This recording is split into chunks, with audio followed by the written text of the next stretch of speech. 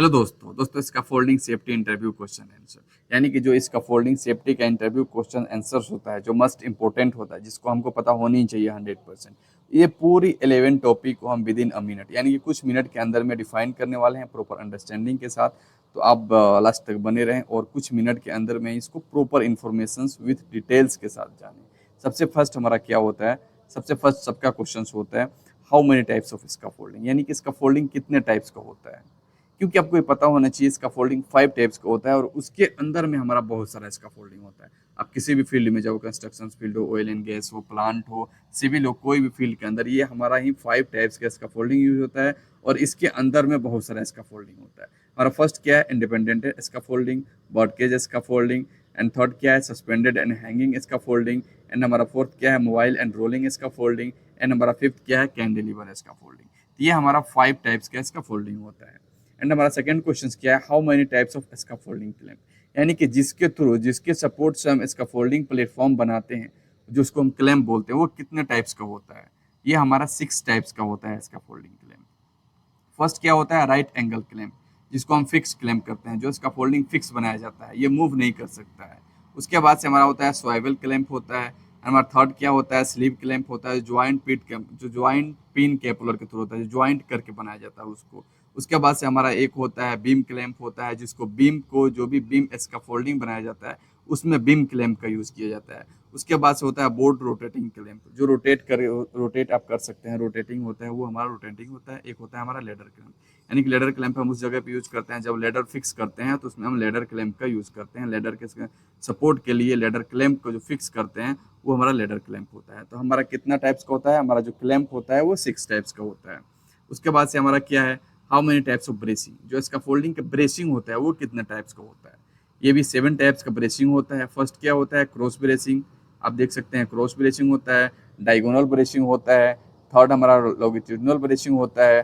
Fourth हमारा transverse bracing होता है। एंड फिफ्थ हमारा हॉरिजेंटल ब्रेसिंग होता है। एंड सिक्स हमारा फेस ब्रेसिंग होता है। एंड 7 हमारा प्लान ब्रेसिंग होता है। तो हमारा 7 टाइप्स का ये ब्रेसिंग होता है। उसके बाद से हमारा टाइप्स ऑफ सेफ्टी नेट, जो हमारा फोर्थ क्वेश्चन है, वो सेफ्टी नेट के कितने टाइप्स होता है, ये हमारा एक मस्ट इंपोर्टेंट क्वेश्चन है। 2 टाइप्स ऑफ सेफ्टी नेट होता है। एक क्या होता है, एक मैन एंड मटेरियल, यानी कि एक वर्कर के लिए बनाया जाता है, वर्कर के सेफ्टी के लिए बनाया जाता है। एक मटेरियल के सेफ्टी के लिए बनाया जाता है, यानी कि एक जो हमारा होता है मैन, जिसका होल जो होता है ना, इसका फोल्ड जो उसमें नेट लगता है, जाली लगता है, जो सेफ्टी नेट होता है उसका होल 100 mm होता है। और उसका रोप जो होता है, जिसका रस्सी होता है, जिसके उसको रस्सी उसको रोक सके, जिसका उसका कैपेसिटी ज़्यादा हो, तो वो क्या होता है, 8 mm का रस्सी होता है उसमें। एंड जो मटेरियल होता है उसका होल 25 mm होता है और उसका जो रोप होता है, रस्सी होता है, वो 12 mm होता है। तो जो मैन होता है, तो मैन क्या होता है, वर्कर को सपोर्ट, वर्कर को फॉल करने के लिए, वर्कर को प्रोटेक्ट करने के लिए लगाया जाता है। और जो मटेरियल को सपोर्ट करने के लिए अलग से इसका फोल्डिंग नेट लगता है, जो मटेरियल को गिरने से बचाता है। उसके बाद होता है how much gap should be between in two plank, यानी कि दोस्तों जो स्कैफोल्डिंग प्लैंक होता है, जो स्कैफोल्डिंग हम बनाते हैं, स्कैफोल्डिंग बनाते हैं तो स्कैफोल्डिंग का जो पटरा होता है या फिर स्कैफोल्डिंग जिसको हम प्लैंक बोलते हैं, वो एक एक दो दो तीन करके स्कैफोल्डिंग एक प्लेटफॉर्म बनाया जाता है। तो एक दो तीन जब स्कैफोल्डिंग प्लैंक ज्वाइंट होता है तो उसके बीच का गैप कितनी होनी चाहिए, मतलब कितनी उसके बीच गैप एक्सेप्टेबल है, कितना तक रहेगा तो चलेगा। एटलीस्ट मिनिमम 1 इंच तक रहेगा तो चलेगा। 1 इंच से अगर ज्यादा होता है तो वो इसका फोल्डिंग आपका प्लेटफॉर्म जो है वो एक्सेप्टेबल नहीं है। 1 इंच यानी 25 mm या 1 इंच इतना तक रहेगा तो आपको चलेगा। उसके बाद से what is the size of toe board, toe board का आपका साइज कितना होता है, जो हम टो बोर्ड यूज करते हैं उसका साइज कितना होता है। टू बोर्ड का साइज 150 mm होनी चाहिए या फिर 6 इंच या उससे ज्यादा, यानी कि 6 इंच से एबव करना चाहिए। एज पर ओसा स्टैंडर्ड 3.5 इंच से ऊपर में ही होनी चाहिए, 3.5 इंच से कम टू बोर्ड नहीं होनी चाहिए, जो टू बोर्ड का साइज होता है, जिसको हम कोई भी इसका फोल्डिंग प्लेटफॉर्म पर लगाते हैं, कोई भी मटेरियल टूल्स को फॉल होने से वो बचाता है। उसके बाद से व्हाट इज द इसका फोल्डिंग प्लेटफॉर्म, जो प्लेटफॉर्म का जो प्लैंक होता है उसका साइज क्या होता है।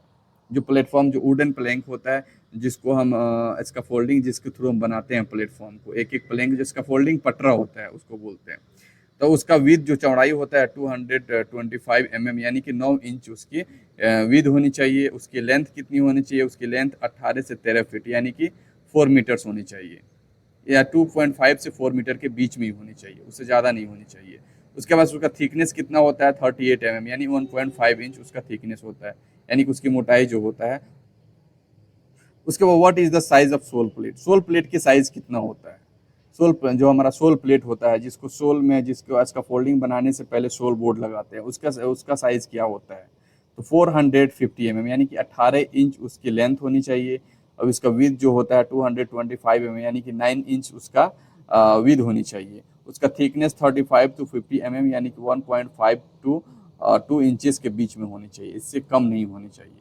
उसके बाद what is the size of top rail mid rail, यानी कि दोस्तों टॉप रेल मिड रेल जब इसका फोल्डिंग प्लेटफॉर्म बनता है ना, तो उसको वर्कर को प्रोटेक्शन के लिए टॉप रेल मिड रेल बनाया जाता है। तो उसकी हाइट क्या होनी चाहिए, उसकी साइज क्या होनी चाहिए, एज पर ओसा स्टैंडर्ड उसका मिनिमम 42 इंचेस होनी चाहिए, यानी कि 42 इंचेस उसकी हाइट होनी चाहिए। उसके बाद से या फिर उसको अब एमएम में जाएंगे तो 1070 mm होता है वो। और यूएन जो होता है, यूरोपियन नेशन जो होता है, उस पर उस स्टैंडर्ड से आप जाएंगे तो 950 to 1150 mm के बीच में होनी चाहिए। यानी कि जो टॉप रेल हमारा होता है, top rail at least as per ओसा स्टैंडर्ड 38 इंच टू 42 इंचेस के बीच में होनी चाहिए। या फिर आप एमएम में जाएंगे तो 950 टू 1150 एमएम के बीच में होनी चाहिए। और उसका जो मिड रेल होता है इस दोनों के जो टॉप रेल के 50% में होनी चाहिए। यानी कि अगर 950 उसमें टॉप रेल की हाइट है तो उसका मिड रेल इसका 50% होगा। उसके बाद से व्हाट इज द इसका फोल्डिंग टैग सिस्टम, इसका फोल्डिंग का टैग सिस्टम्स क्या होता है। ग्रीन टैग मीन्स क्या होता है, ग्रीन टैग मीन्स ये होता है आप इसका फोल्डिंग पे जाके काम कर सकते हैं, कोई वर्कर काम कर सकता है, कोई उस पर मुश्किल नहीं है, ये पूरा इसका फोल्डिंग कंप्लीट है। उसके बाद से येलो मीन्स क्या होता है, क्वेश्चन या रिस्ट्रिक्टेड यूज, यानी कि उस पर कोई भी बंदा चढ़ के जाके काम नहीं कर सकता, ये इसका फोल्डर चढ़ के इस पर इसका फोल्डिंग इरेक्ट कर सकता है, ये अभी प्रॉपर ठीक नहीं हुआ है, ये कंप्लीट नहीं हुआ है। उसके बाद से हमारा रेड क्या होता है, इसके में होता है अनसेफ या डो नॉट यूज, या आप इसको यूज नहीं कर सकते हैं, कोई भी बंदा यूज नहीं कर सकता है क्योंकि इस पर रेड टैग लगा हुआ है। रेड मीन्स क्या होता है, इस पर कोई भी जाके काम नहीं कर सकता है। तो दोस्तों ये था हमारा इसका फोल्डिंग का एमसीक्यू क्वेश्चन था कुछ, जो आपको ये 100% इन्फॉर्मेशन होनी चाहिए और ये पता होनी चाहिए। इसका फोल्डिंग का कुछ ये जो हमारा शॉर्ट जो छोटी छोटी बातें होती है आपको पता होनी चाहिए। दोस्तों ये आपको वीडियो अच्छा लगा हो तो शेयर करें, सब्सक्राइब करें चैनल को, अपने दोस्तों के पास भेजें। ओके दोस्तों, थैंक यू।